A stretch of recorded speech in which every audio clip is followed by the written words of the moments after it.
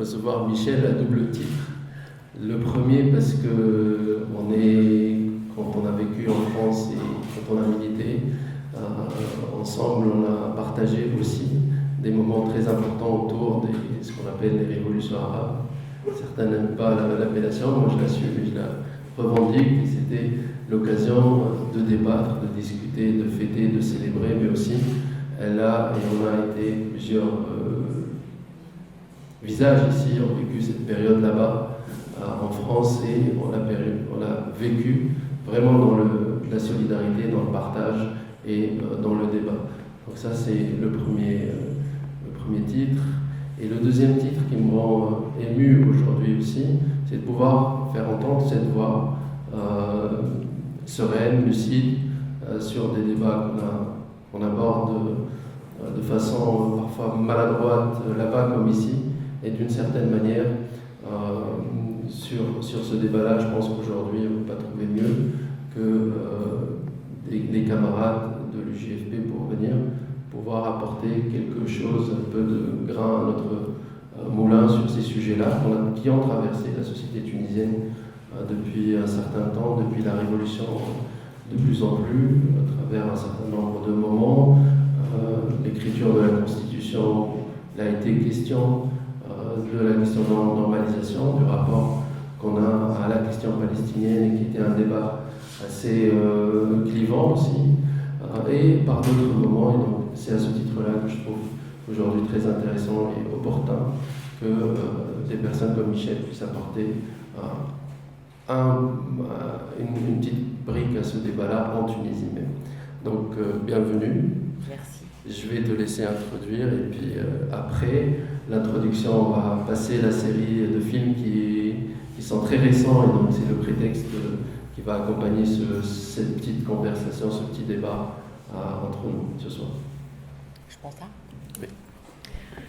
Écoutez, bonsoir d'abord et merci beaucoup d'être venu et d'être là.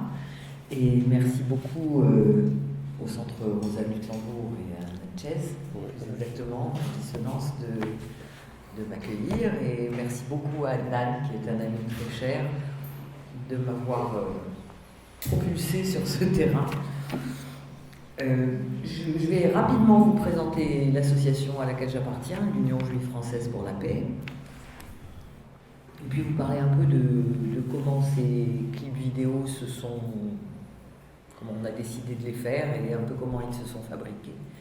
Et ensuite, on en a choisi 4 et je vous expliquerai un petit peu pourquoi on a choisi ces 4-là et après on les regarde. Donc l'Union Juive Française, c'est 1994, on est en plein processus d'Oslo, le fameux, vous savez, celui qui est mort il y a plus de 20 ans et qui fait dire à Ilan Pappé, je ne sais pas si vous le connaissez, c'est un chercheur historien qui travaille beaucoup sur la question palestinienne et pour la cause palestinienne, qu'il y a beaucoup de gens qui continuent à dormir avec un cadavre, le cadavre étant ce processus d'Oslo, mort depuis 20 ans et qui continue à évoluer dans les esprits.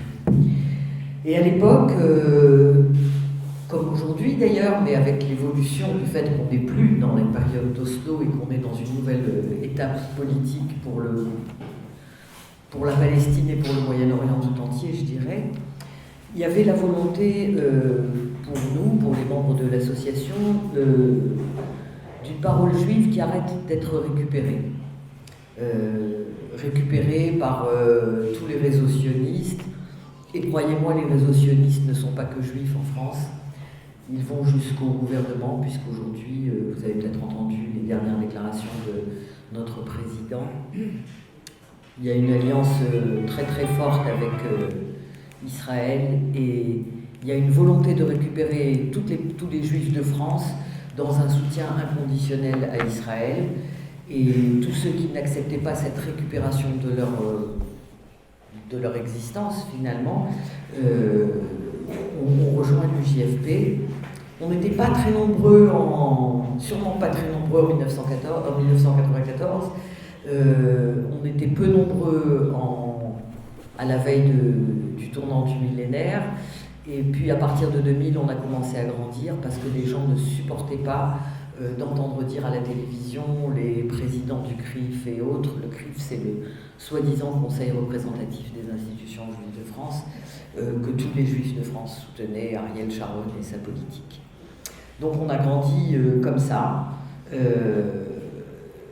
Et notre position, c'était que, déjà à l'époque, même sous Oslo, si on parlait de paix, il fallait associer le mot paix au mot justice.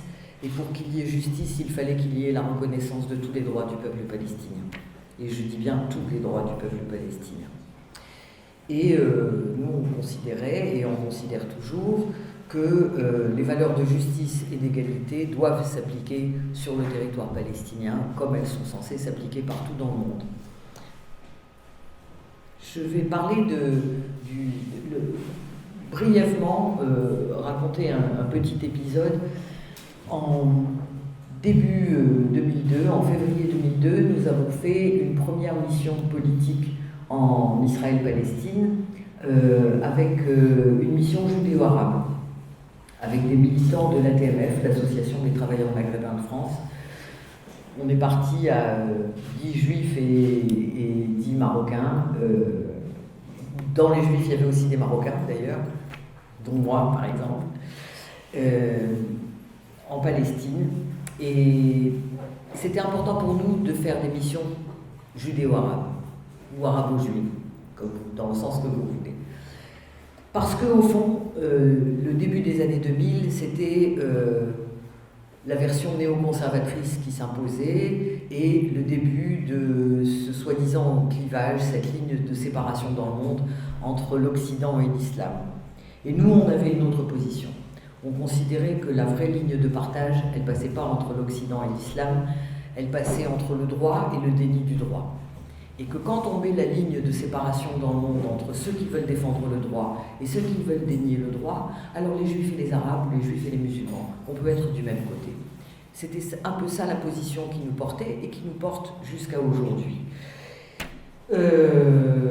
Aujourd'hui, dans la dernière période, on est confronté en France à un racisme d'État, c'est le titre d'un des clips, mais que je crois que vous ne verrez pas aujourd'hui. Et qu'ils peuvent voir sur Internet. Mais vous pouvez voir tous les clips sur le YouTube UJFP, ils y sont tous, il y en a 10. On ne peut pas vous en montrer 10, ce serait une séance de cinéma. Mais le racisme d'État, qui au fond sévit en Palestine, c'est un racisme d'État, sévit aussi en France ces dernières années. On a des lois discriminantes contre une catégorie de la population, de préférence musulmane.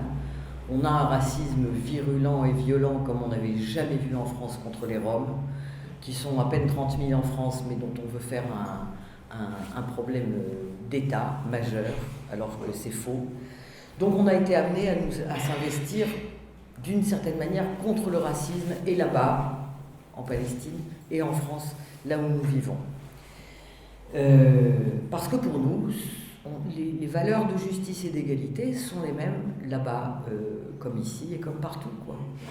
Et on est toujours, enfin moi je suis toujours très très étonnée d'entendre des soi-disant républicains français, la République une et indivisible de tous ses citoyens, défendre l'inverse des valeurs qu'ils soi-disant prônent en France, en Palestine, où c'est plutôt un régime d'apartheid qui est en train de sévir.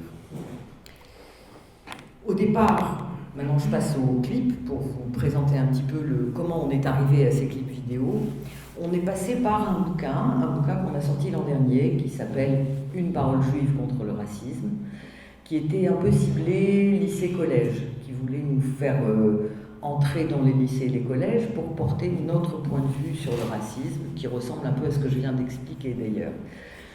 Et puis après ce bouquin, qui a eu pas mal de succès, puisque la première édition est épuisée et on est en train de publier une nouvelle édition augmentée, il y avait chez nous des jeunes, on commence à avoir un peu de jeunes dans notre association, qui voulaient faire des clips pour lutter contre l'antisémitisme larvé et la confusion antisémitisme-antisionisme d'Alain Soral, par exemple, ou de Dieudonné.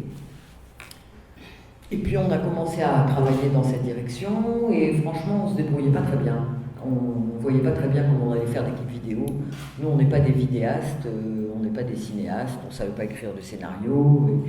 Et finalement l'idée nous est devenue de nous adresser à Eyal Sivan, qui est un réalisateur connu, qui a travaillé beaucoup sur la Palestine, qui a fait notamment avec Michel Treffi Route 181, La mécanique de l'orange. La mécanique de l'orange sur l'appropriation du sigle Jaffa et bien d'autres films. Et on lui a demandé de nous aider.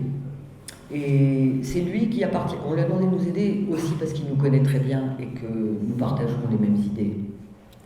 Et comme il nous connaît bien, au bout d'un moment, il nous a dit, vous savez quoi, le vrai sujet sur le racisme, il sera porté par vos militants.